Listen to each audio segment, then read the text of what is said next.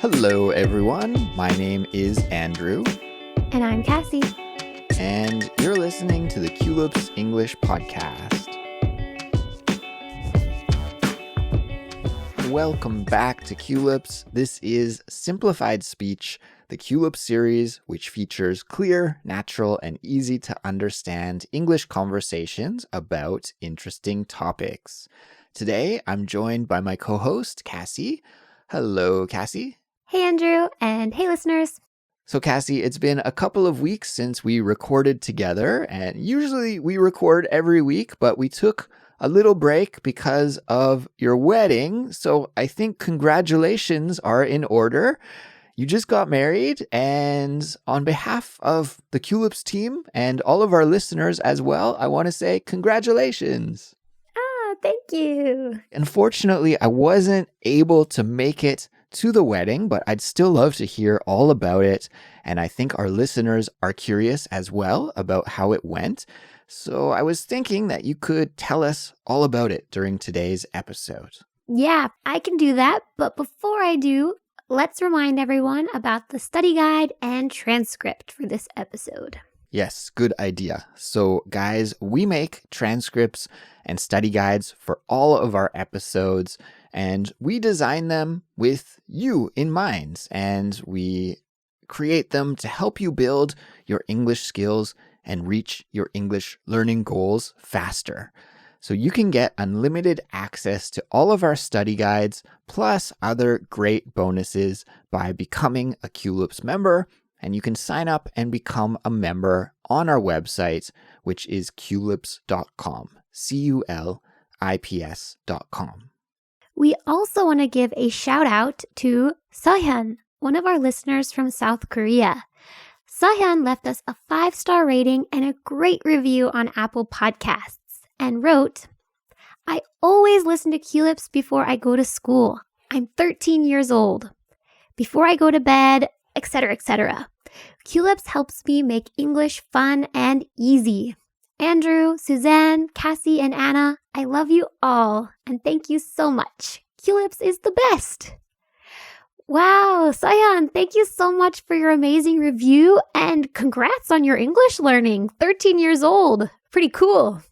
I think Seohyun will be able to graduate from listening to Culips pretty soon, Kassy. I think Seohyun is well on their way to becoming a very fluent English speaker and writer, because the writing in this review is perfect as well. I have to say, I'm jealous, Kassy. I wish that I started learning Korean when I was 13. Maybe I could be as good as Seohyun is at English right now.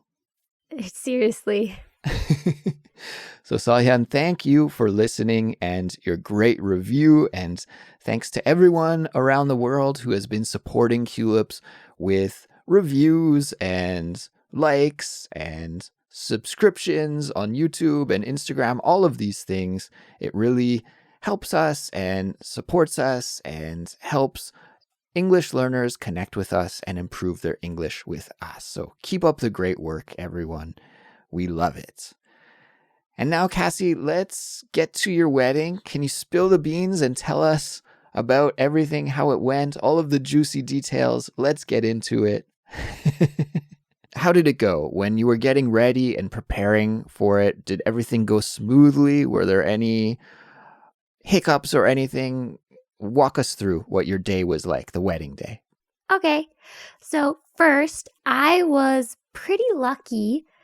My wedding was the last of the day at our wedding hall. We had our wedding at a wedding hall, and it was at 5 p.m. Pretty late for a wedding. I noticed that on the invitation, and I thought that was an interesting time for the wedding because, traditionally weddings are in the morning. I was going to ask you about that. Was that something that you chose or something that just kind of happened because of scheduling? Why did you have a later wedding? We had a later wedding, one, because we wanted it on Saturday instead of Sunday, which they originally offered us when we went to that wedding hall, and 2, because it was actually cheaper, which was pretty cool. We were a little nervous about it, though, because, as you said, there aren't a lot of weddings in the evening.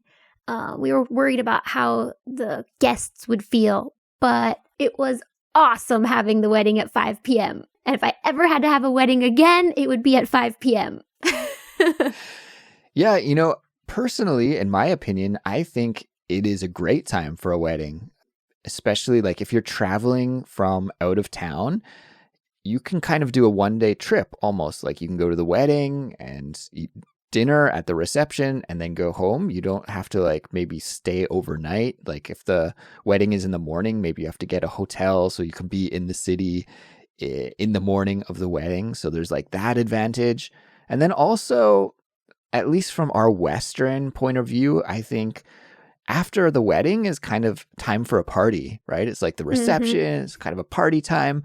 And so if the wedding is in the morning or like early afternoon, then you finish and you have the reception at like, I don't know, 2 or something like that. It's not really like the same party atmosphere. So at least from my perspective, I think it's a great time to have a wedding. My wedding was in the afternoon. It was fine. It was good, but I like this time, 5 p.m. time slot. Yeah, the best part was not having to wake up early and be stressed right from the get-go. So I actually woke up at like 9 a.m. on my wedding day, which is insane. Most people wake up at like 5 or 6 a.m. so they can be all glammed up and ready for their wedding. Yeah, that was what I had to do. I had to get up early, like 5 in the morning, and it was hilarious. I think I mentioned this before, but I had to go with my wife to the salon where she did her hair and makeup, and I did my quote unquote hair and makeup as well. Mine took about 4 minutes and hers took about 4 hours. So I had to wake up early, and then I just sat there at the salon looking at my phone for hours. So yeah, that's a benefit for sure. Yeah, another benefit is, unlike other countries, at least Western countries, where they have a reception after, in Korea, the wedding is like short, sweet, to the point, and then you get out of there. So the weddings in the morning and even the one right before mine, they only had the wedding hall for an hour because there's weddings back to back to back. But since mine was at the end of the day, we could stay longer than an hour to take our pictures together. And then when we went to the buffet area later, we were the only ones in the buffet. So there were no lines, there were no crowds, especially with COVID. It was perfect. That's another thing that maybe we should explain. Our Korean listeners will know about this, but for our international listeners around the world, in Korea, many people get married at these facilities like Kassy mentioned, which is called a wedding hall, and they are often very busy. So just like you said, Kassy, there will be wedding after wedding after wedding, and each wedding lasts for around an hour, and each wedding hall will have a different number of auditoriums for having the wedding ceremony in, but there is one bigger restaurant, usually in the basement. It's like a buffet, and they serve a lot of different kinds of food. And personally, I love wedding buffets. They're pretty delicious in my opinion. But what will happen is maybe the wedding hall will have like 4 weddings happening at the same time, and when those weddings finish, the people and the guests from all 4 weddings will be down in the buffet restaurant at the same time eating for the reception. So it's kind of weird sometimes because you'll have like all of these strangers that you don't know at the wedding.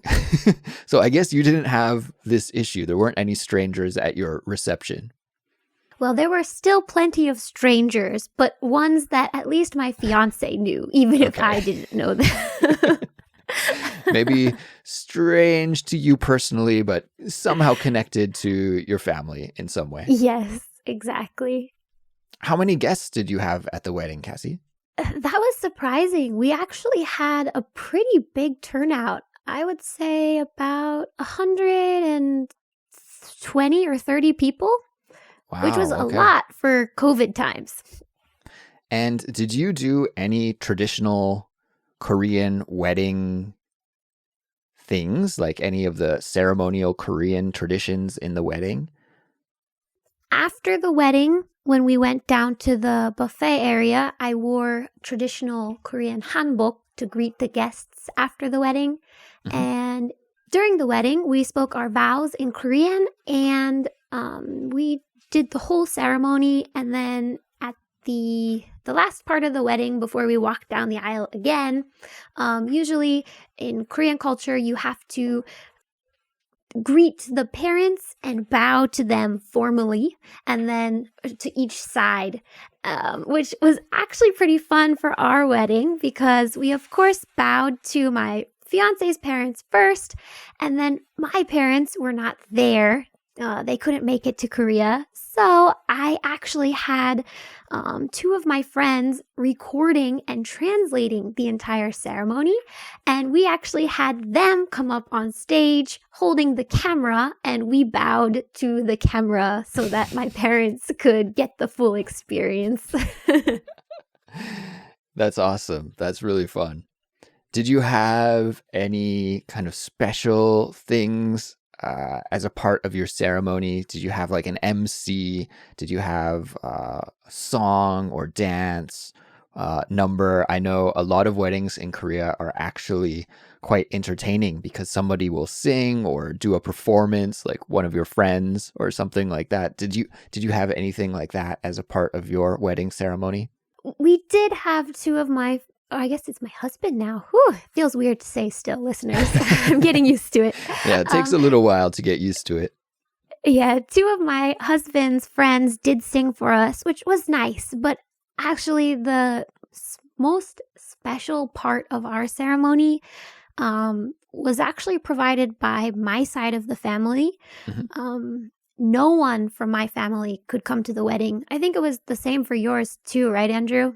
Yep, nobody came. It was right in the peak of COVID and too dangerous to travel overseas at that time. So similar to you, Kassy, we just streamed the wedding to our friends and family back home. They watched on their phones and computers, but nobody was actually in attendance.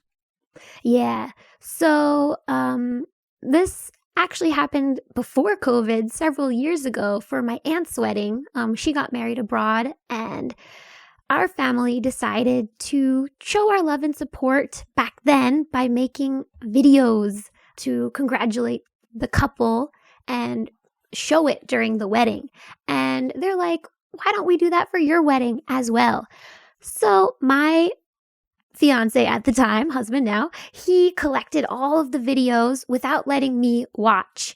And he translated them all so that they had Korean subtitles, so that the Korean audience could understand what my family was saying and friends. And they presented it during the wedding. It was quite long. It was about a 14-minute video. And the guests later said that it was so special to see. I was crying the entire time, of course. But some of the guests, they were family members of Jongik, my husband, but they hadn't really met me much. They didn't know much about me. But they said by watching that video and seeing what my family had to say about me and Jongik, they felt, kind of closer in a way to us. They felt like they were learning more about us through those videos. That's awesome. That sounds like a very touching and nice thing. And I'm sure that was great to see at the ceremony. I was going to ask you, Kassy, if you cried, and I guess you already answered that question. Oh my God. I was so afraid my makeup was like all over my face, but it was okay. It would be a good idea for a makeup company to have tear-free makeup, maybe for weddings. What about the bouquet toss? Did you toss a bouquet at the end of the wedding ceremony? I did not, which is going to shock people. Yeah. Why not? All of my friends are either married, already engaged, or left Korea. So I didn't really have like a really close girlfriend that I could throw it to. So I just decided to skip that part. Skip that part. I see. And now, as we mentioned earlier, receptions are a big part of Western weddings. but not so much in Korea. It's more like, going to the buffet, having a meal, and then that's it. I have been to some weddings in Korea with some of my American friends, and they have had American style weddings with big receptions and parties that have gone all night. And I've been to some weddings in Korea from my American and Canadian friends where that hasn't happened at all. They've just done it Korean style. I did it kind of Korean style as well, my wedding here. What about you? Did you have an American style reception and party, or did you just have a dinner after the wedding and that was it? How did you handle this part? Yeah, it was pretty short. We pretty much just had the ceremony and dinner. We did walk around to all the tables, and a bunch of my coworkers and 3 of my students actually came as well. They really wanted to, so I was like, okay, sure, you can come. Nice. So that was fun. And then after the wedding was over, we actually rented a Airbnb for a couple of my husband's friends who traveled from different cities, and they stayed the night. So we went to their Airbnb for an hour or 2 after the wedding to hang out. Nice. Now, I know that you mentioned to us before that you were going to go to Jeju-do for your honeymoon. And have you done the honeymoon yet? I can't remember if you were going to do it immediately after the wedding or wait for a different time. Are you back from your honeymoon, or is that still in the future going to happen? Yeah, we actually got on a boat at 7 a.m. the day after our wedding. And we took a boat to Jeju so we could bring our car, and we stayed there a week. It was very fun. Oh, nice. Okay, so for some listeners who don't know, Jeju Island is an island off the southern part of the Korean peninsula, which is very nice.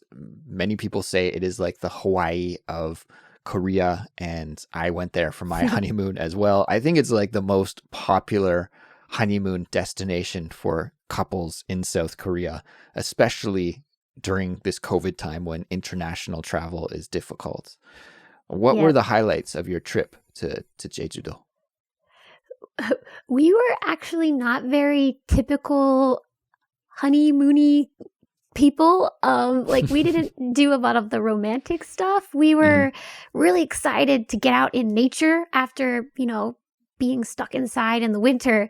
So we hiked Sunrise Peak, which is a famous little mountain in Korea, and we hiked all the way to the peak of Hallasan, which is the tallest mountain in Korea. Yeah, that's lovely. Yeah, there was still snow on the ground, Andrew. It was a little scary. How long did it take you to climb to the top? It took us 5 hours and 45 minutes to go up and down.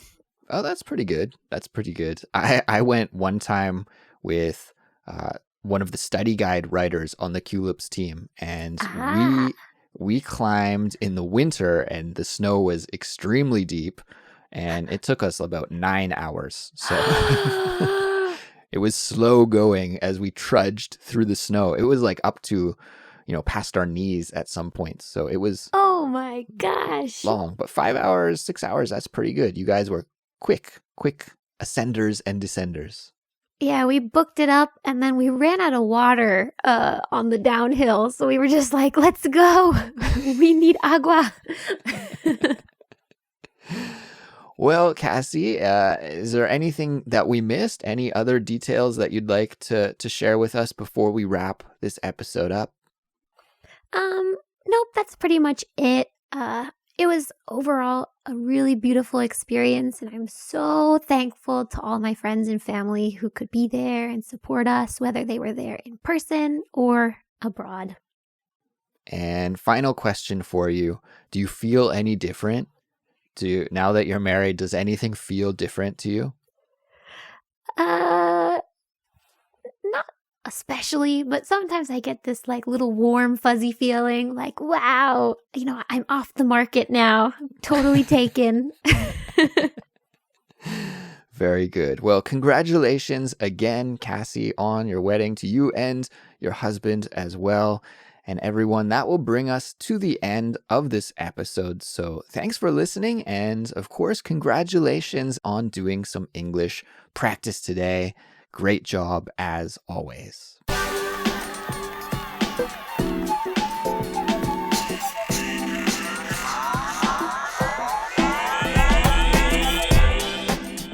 If you like Culips and find us helpful for growing your English skills, we'd appreciate your support. The best way to support us is by signing up and becoming a Culips member on our website, culips.com. But that's not the only way. You could also tell your friends who are learning English to check us out. You could follow us on social media, or you could leave us a 5-star review and a positive comment on your favorite podcast app. That is it for us for now, but we'll be back soon with another brand new episode, and we'll talk to you all then. Goodbye. See ya!